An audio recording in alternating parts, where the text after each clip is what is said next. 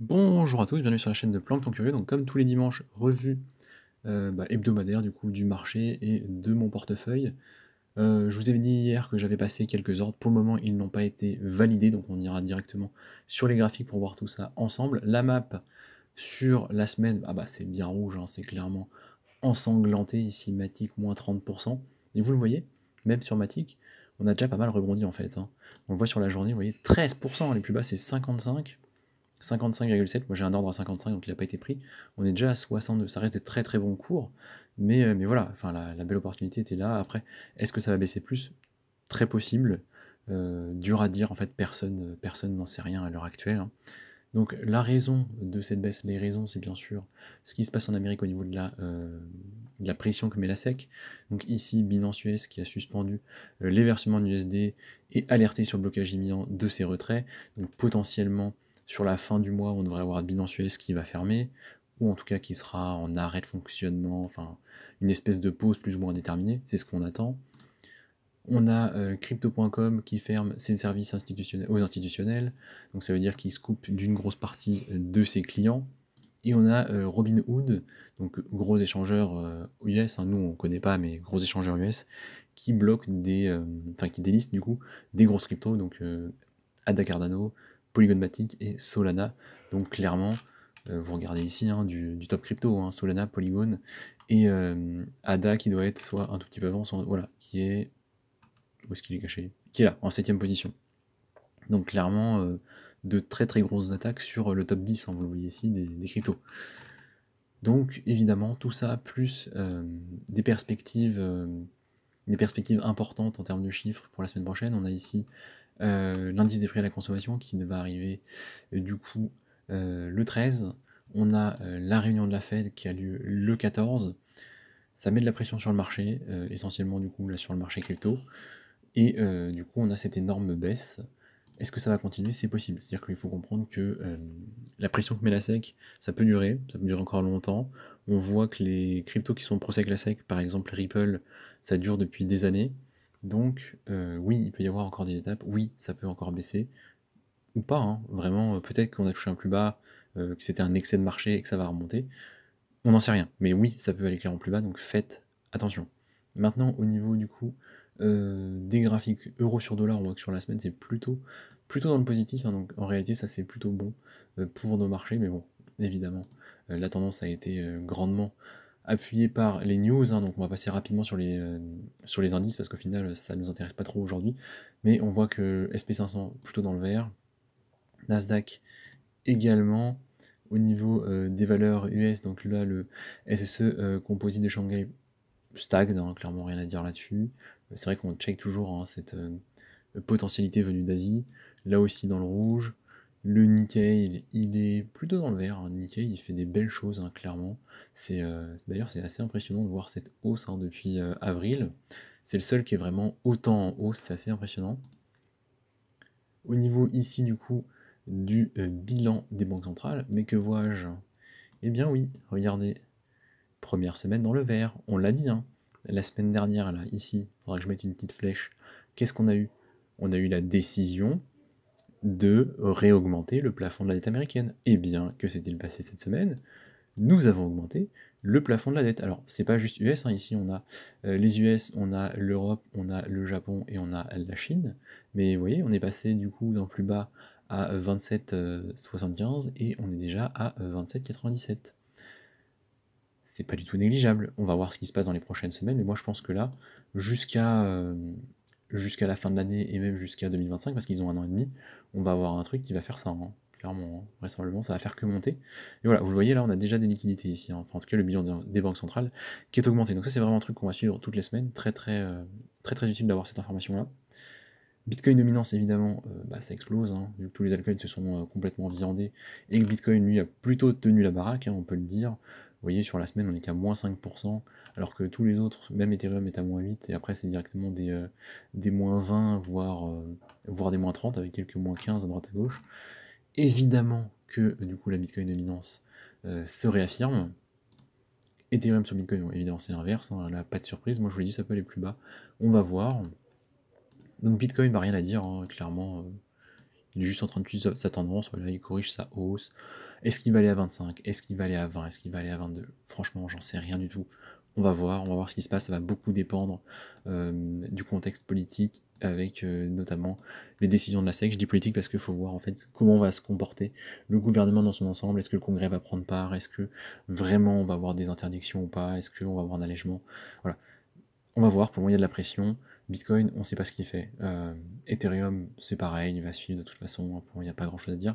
D'autant que Bitcoin et Ethereum, pour moi, ne sont pas du tout ciblés par la SEC, donc c'est quand même très favorable à ces deux, ces deux projets qui sont quand même majeurs. Hein. Bitcoin, c'est quasiment 50% de la capitalisation crypto à ce moment-là.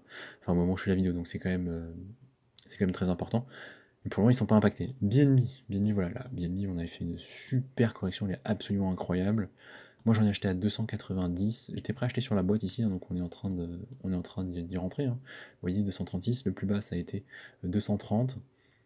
J'attends de voir. C'est-à-dire qu'en fait, si Binance, il faut prendre le contexte, Binance, vous voyez, est en train de fermer ses portes aux US, potentiellement, ça veut dire moins d'utilisateurs, ça veut dire plus de peur, ça veut dire des gens qui vont vendre, ça peut aller plus bas. Ça peut aller plus bas, on attend, on voit le RSI, on va checker les RSI là, parce que du coup avec la baisse qu'on a eu ça va être important, on est à 35, on attend le 30 quoi. Matic, du coup, Matic c'est un peu la même chose, hein, c'est-à-dire que il a dépassé mes espérances. Alors j'ai mis un ordre à 55, malheureusement il n'a pas été pris. Peut-être qu'on va retourner ici, peut-être qu'on va retourner sur la zone en dessous, en dessous 50, autour des 45, ce serait incroyable. Maintenant, 63 centimes pour du Matic, et historiquement c'est sympa. Hein. Historiquement c'est quand même une belle valeur. On l'a eu un peu en dessous ici pendant un mois et demi, c'était l'été dernier, fin de printemps dernier du coup, quand il y a eu Terra Luna, donc on a touché les 39, hein, donc effectivement ça peut aller plus bas. Mais ça reste sympa. Ça reste, si vous en avez pas, c'est un point d'entrée qui commence à être sympa pour un premier achat. Moi j'en ai acheté à 1$, ce serait sympa, voilà. J'ai un ordre à 55, et si je vois que d'ici la semaine prochaine ça n'a pas bougé, clairement à ce cours-là je le considère. Au niveau de Link aussi j'aime bien. Et le problème de Link c'est que ça donne pas envie en fait la structure depuis un an. Mais un Link en dessous de 5$ c'est vraiment pas mal. Ici à 4,80 c'était vraiment sympa. Pareil, en fait, je vais voir si le RSI va pas plus bas. C'est-à-dire que l'idée, c'est de voir est-ce qu'on va pas aller plus bas et est-ce que du coup, on n'aurait pas une meilleure opportunité, sachant que je suis déjà rentré sur le projet. Stacks, pour le moment, ça m'intéresse pas trop, surtout qu'il y a plein d'autres projets à acheter. Parce que Stacks, j'en ai déjà, hein, j'ai déjà pris des profits, comme vous le savez. Litecoin, au final, a pas tellement corrigé, je trouve qu'il a plutôt bien tenu. Hein. On était à 90, on est retourné là à 78. Vous voyez, c'est à peine plus bas que les valeurs qu'on a eu ici. C'est pas trop mal, mais j'ai envie de voir aussi si on va pas dump un peu plus. Par exemple, sur la boîte bleue ici, autour des vous voyez, 70, 65, ce serait plus intéressant pour moi. Quand je trouve qu'on a vraiment bien tenu, on est toujours aux 100$. Pour le moment, ça m'intéresse pas. J'en ai acheté à 116, j'en veux plus bas que ça du Kant. Fantôme, par contre, c'est pas mal. Fantôme, clairement, là, vous voyez le M, on va enlever ces dessins. Le M, il a vraiment été bien respecté. Là, on arrive sur la zone où c'est tout à fait raisonnable d'acheter du fantôme. Vous voyez, sur la résistance ici, 23 centimes, même 24. C'est des bons prix. Clairement, je le considère, j'attends de voir ce qui se passe. C'est des prix qui sont pas mal pour du fantôme ici. The Graph, personnellement, pour moi, je vais pas en racheter. J'en avais acheté ici, j'avais fait les profits par là, dans cette zone-là, il me semble. J'attends que ça aille plus bas. Clairement, c'est comme pour Stacks, il y a d'autres projets à acheter pour le moment. Mais excellent par contre, The Graph, hein, j'adore le projet, c'est juste que j'en ai déjà. Illuvium, bah, je trouve qu'il a vraiment pas subi beaucoup. Hein. Il est passé de 53 à 45, c'est ce qu'il avait déjà fait là. Moi je trouve qu'il tient très très bien. Peut-être plus trop de monde qui a envie de vendre sur Illuvium. J'en ai eu à 55, donc pour le moment je vais pas en acheter. Mais 45, c'est un très bon cours. Filecoin, par contre, très très bon. Je suis vraiment content parce que j'avais été un peu déçu de ne pas en prendre au bon moment. Je vous avais dit en tout de 5, c'est cool. Clairement, il est allé à presque 2,5, c'est fou. J'aimerais voir si en fait c'était juste une mèche ou est-ce que ça va aller plus bas. Tant qu'on est en dessous des 4$, c'est du très bon à mon avis hein, pour Filecoin. Mais voilà, le RSI, on se demande si ça va pas toucher les 30 encore une fois, et si ce serait pas le cas. Enfin, du coup, est-ce que ça vaut pas le coup d'attendre? Je surveille de très près, mais voilà, j'attends un petit peu. Atom, je vous ai dit, en dessous de 10$, c'est très bien. C'est un très bon cours. On a atteint les 7, j'ai un ordre hein, qui traîne à 7, 7,5. Malheureusement, il n'a pas pris, je l'ai mis un peu tard. Du coup, là, on est remonté à 8,2, donc on doit être sur une journée plutôt positive. J'attends de voir si on va pas plus bas, mais de toute façon, en dessous de 10, c'est vraiment un bon cours, à mon avis, du Atom. Donc ce serait pas idiot d'en acheter là, c'est juste que voilà, je suis greedy, je suis en train d'attendre de voir si, bah, comme tout pour le reste du marché, on va pas aller plus bas. Casper, ça a pas mal corrigé, mais pour le moment, ça m'intéresse pas. Moi, j'en veux plus bas. Loopring, par contre, ça peut être intéressant de regarder, notamment au niveau du RSI. Là, on voit qu'on a vraiment presque retouché les plus bas d'ici, donc autour de 19. 21, ça reste très bien. On voit que c'est effectivement les zones ici qui ont été des zones de travail en 2021. J'attends de voir si le RSI ne voudrait pas aller jusqu'à ces 30 aussi. On continue avec DOT. DOT, j'ai mis un ordre. DOT, mon ordre, il doit être à 4,2. Ouais, ça doit être ça. Vous voyez qu'on est vraiment sur des valeurs intéressantes ici. Polkadot, moi je pense que ça reste du très très bon projet.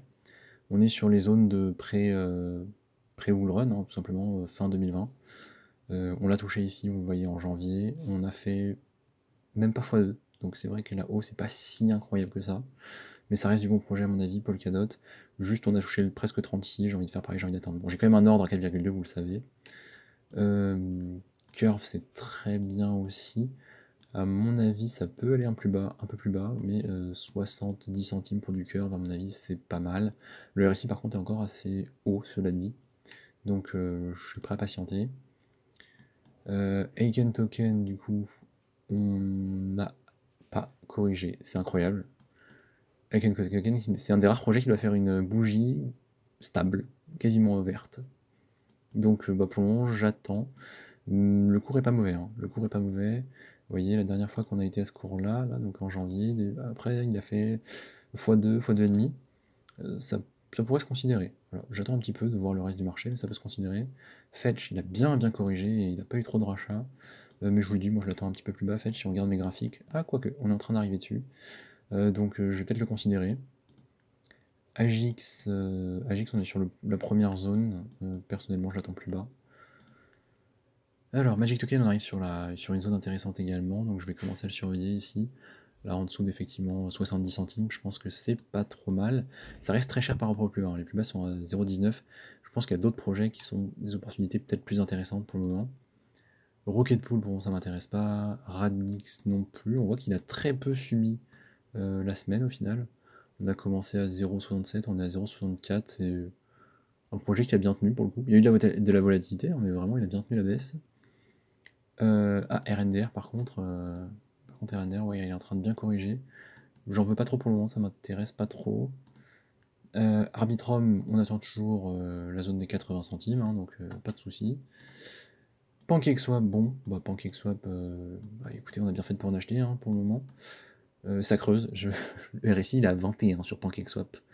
Moi j'ai jamais vu ça, RSI à 21 du coup, en weekly. Donc écoutez, on va chercher du pétrole, on va chercher du pétrole sur PancakeSwap, donc pour le moment on attend. En même temps, avec ce qui se passe sur Binance, ça peut pas bien se passer, ça paraît logique.